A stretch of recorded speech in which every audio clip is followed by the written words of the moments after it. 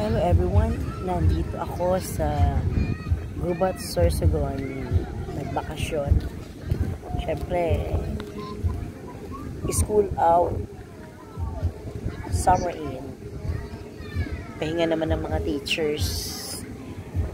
Anyway, nakahiga ako ngayon dito sa may parang, ano to, sidewalk. Or, ayan o. Yan. Ang tawag dito sa lugar na to ay Boulevard. Napagod lang pa ako sa kakalakad. Kaya nahiga muna ako. Ganda dito.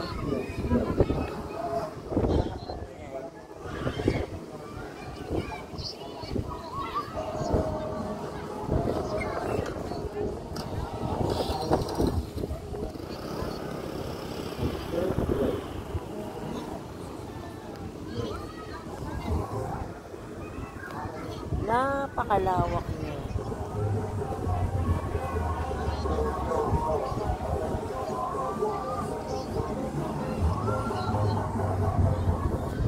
Yan. Itong lugar dito kung magbabakasyon kayo dito sa Gubat, Sorsogon, yung napakahabang yan, kita nyo yan, ito napakahabang to.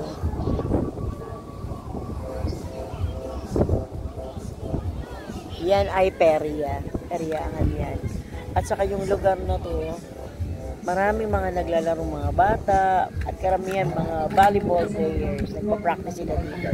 Kasi tingnan mo naman sa haba naman at sa lawak ng boulevard nito.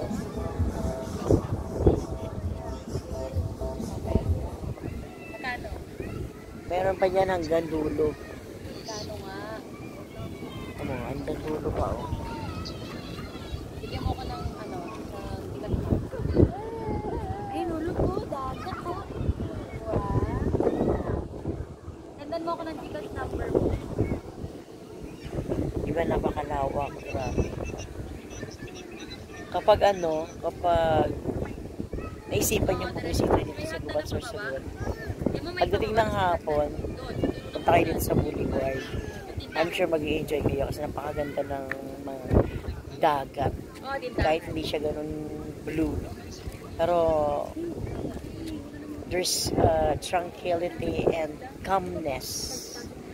You're going to feel those feelings sa yung mga stress mind and body nyo for 1 year.